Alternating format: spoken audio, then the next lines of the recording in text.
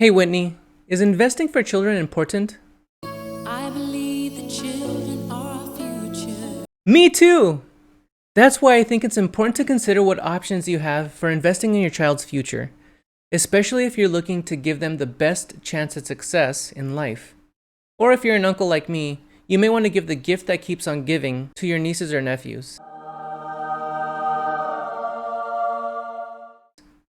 For the rest of this video, I'll refer to these lucky kids as beneficiaries. Let's get into the pros and cons of a few different Vanguard options we have. The first and most popular plan is the Vanguard 529 plan. Pro number 1. This account type is tax advantaged. It allows you as an adult to grow gifted money for any special child in your life for future college expenses. Tax advantage just means any interest you earn on the money you contribute to the account is either tax-free or tax-deferred, meaning you pay taxes later. The earnings are tax-free if you or the beneficiary use the money on qualified purchases, and we'll cover what those are in just a bit. Tax-deferred if you use the money for unqualified purchases, basically anything unrelated to college expenses. Pro number 2. There's essentially no cap on the yearly amount of money that can be deposited into the account with a couple of exceptions. Each state has a maximum limit which can be found in the description below, but those limits are pretty high. We're talking hundreds of thousands of dollars. Even if you reach that limit, the account can continue to grow with the investments without making any further contributions. A single person can contribute up to $17,000 in 2023 in the US without triggering a gift tax. You don't want to trigger a gift tax because good old Uncle Sam takes almost half of whatever amount you give beyond that yearly per person limit. Pro number 3, Vanguard has lower expense ratios compared to the industry average. What does that mean? Well, if you and a bunch of people you know were able to contribute $10,000 to your kid's 529 account, the amount you'd be charged for fees with Vanguard would total an average of about $14. The industry average charge would be about $50, so you're getting more bang for your buck with Vanguard. Let's say your kid grows up, goes to college, uses the funds in the account, and has a bunch left over. What do you do? Well, there are a few options you can choose from, and I'll rank them in order of my opinion from worst number 3 to best number 1. Number 3, you can withdraw the money, pay state and federal taxes on the earnings, and a 10% federal penalty fee. What's left over can be used for whatever the beneficiary wants. Number 2, the beneficiary has the option to keep the money in there to use if they want to continue their education, or they can transfer the name on the account to someone else in their family. For a full list of who a qualifying family member is, see the link in the description below. Number 1, this is going to be new in 2024, but the beneficiary has the option to roll over those funds into a Roth IRA account, which is an individual retirement account that grows tax-free earnings and qualifies for tax-free withdrawals once they reach the age of 59 and a half. They'll be able to transfer up to $35,000 without any penalties or tax liabilities, as long as the account has been open for at least 15 years. That's a great way to jumpstart retirement savings. Let's get into the cons. Con number 1, the funds in the account can only be used for education. I'd say that's not entirely true, but because of option number 3 I just mentioned earlier, you can withdraw the money, pay state and federal taxes on the earnings, and a 10% federal penalty fee. It's not ideal to use the funds for other things. Con number 2, this plan has the option to invest in assets like stocks, bonds, and index funds. And with any type of investment comes the potential of losing money. However, if you're able to start pretty early in your child's life, then I wouldn't worry too much about it. Time in the market beats timing the markets. As long as you're able to continuously contribute over long periods of time, you greatly reduce your risk of losing money. Con number 3, complexity. This plan is pretty much smooth sailing up until it's time for the beneficiary to go to college. Then it gets a little hectic. I'll cover what you'll need to know in the things to consider portion of this video. Con number 4, contributions to the plan can have an effect on the beneficiary's eligibility for financial aid. who owns the 529 account matters as well. Now this could be a whole video on its own, but to sum up generally, a parent owning the 529 plan on behalf of the beneficiary has the least impact on financial aid. So consider this if, say, a grandparent, aunt, or uncle is thinking about opening up an account for a child. Let's say your child's a little older and you already have a pretty good idea that school's just not for them. The likelihood of them not attending college is probably going to be pretty high in that scenario. That's where this next account comes in, the UTMA UGMA account. Pro number 1. These accounts, also known as custodial accounts, are fairly straightforward and easier to understand compared to 529 accounts. Pro number 2. Similar to the Vanguard 529 plan, there's no cap on the yearly amount of money that can be deposited into the account. There's no state maximum limit like there is with the 529 plan, but a single person can only contribute up to $17,000 in 2023 without triggering a gift tax. Pro number 3. Once the beneficiary reaches the age of majority, they aren't limited to using the funds or assets for education only.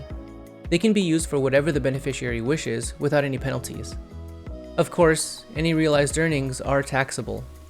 The age of majority is language used on the account that represents the age considered as an adult as defined by each state. Link in the description below to find out what that age is in your state. Con number 1. All contributions to this account become property of the beneficiary immediately. No take-backsies.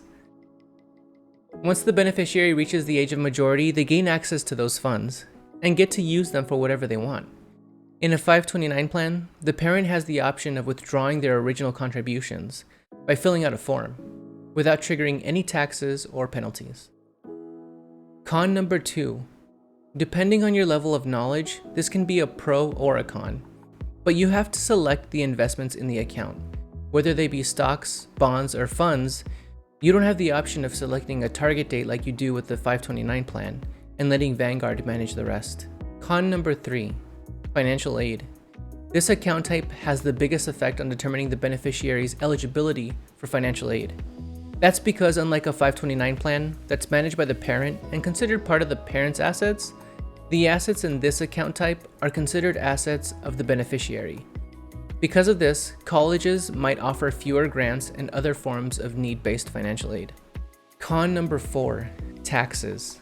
In 2020, these account types went through some changes in order to prevent wealthy families from dodging taxes by giving money to their children. So, the beneficiary's unearned income, money withdrawn from the account that has earned interest, between $1,250 and $2,500 are taxed at the standard rate for a single person. Any money withdrawn that exceeds $2,500 is taxed at the parent's marginal tax rate. Please consult a tax professional for more information. The last Vanguard account type is specific to the UK, and I wanted to go over the general details really quickly for anyone watching overseas. If this doesn't apply to you, just skip over to the next section where I talk about things to consider. The account I'm talking about is the Junior ISA. Pro number 1, it's a tax-efficient account. Any returns made in this account type are free from income tax and capital gains tax. Wow. That's pretty big. Pro number 2, friends and family can add to the account quickly and easily with Vanguard. Pro number 3, investing is easy with expert-provided, ready-made fund portfolios. Or if you're confident in choosing yourself, you have over 80 individual funds to choose from, including ETFs, actively managed funds, and index funds. Pro number 4, low account fees and no hidden charges. Let's get into the cons. Con number 1, the maximum amount you can contribute per year. Now, unlike other accounts, where the maximum amount generally applies to a per-person basis, this account type limits the total that can be contributed each year to just £9,000. Con number 2, once the money is in the account, it is locked in. Like the UTMA and UGMA account, there are no take-backsies. When the beneficiary turns 18, they get full control of the account and the funds in it. Con number 3, this account type requires that a parent of the beneficiary open the account. No one else can open it on behalf of the child. That does it for the Junior ISA. If you'd like to learn more, please see the link in the description below. Things to consider. This section is for additional info on the Vanguard 529 plan. There's just a few more things to keep in mind when choosing this account type. Once it's time for your child to go to college, you need to keep great records of all your receipts. Who's in charge of that is completely up to you. The reason why this is so important is because there's always a chance you get audited by the IRS to confirm that the money was actually used for education. Just be sure to keep those receipts separated by year for at least 7 years. I don't mean school year, I mean by calendar year for tax purposes. Be sure to use any withdrawn money in the same year, meaning don't withdraw money in the fall for what you'll think you'll need in next spring's semester. Because the IRS views withdrawals per calendar year, you could be liable for paying penalties for withdrawn money, even if it's being used for educational purposes. And you don't want that. If you don't keep good records of your receipts, you could be on the hook for penalties for unqualified withdrawals.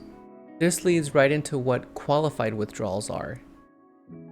These include tuition, fees associated with enrollment or attendance, books, school supplies, equipment required for your child at an eligible education institution, including computers, laptops, and any other what's called peripheral equipment. That could be things like a mouse, keyboard, pen tablet, external hard drive, printer, projector, speakers, webcam, flash drive, media card readers, and a microphone. Certain room and board costs are also covered while attending at least half-time. Half-time just means half of what the school considers a full-time academic workload. For example, in California, 15 units is considered a full workload, and therefore a full-time student. So, if your child takes at least 8 units, they qualify for tax-free withdrawals from the account to pay for room and board. It doesn't apply for off-campus living unless it's off-campus housing provided by the school.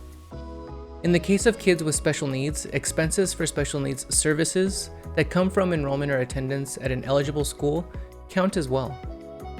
Lastly, eligible schools include accredited schools in the US or abroad offering credit towards an associate's degree, a bachelor's degree, a graduate level or professional degree, or another recognized post-secondary after high school credential, and certain vocational and proprietary institutions like trade, technical, and specialty schools, community colleges, certificate programs, four-year universities and colleges, graduate school, law school, and med school. That's it for this one. If this was helpful, please leave a like and comment for the YouTube gods to acknowledge me and to help get this information out to many more who may be looking for answers in this video. Can't wait to see you in the next one, and until next time, peace out.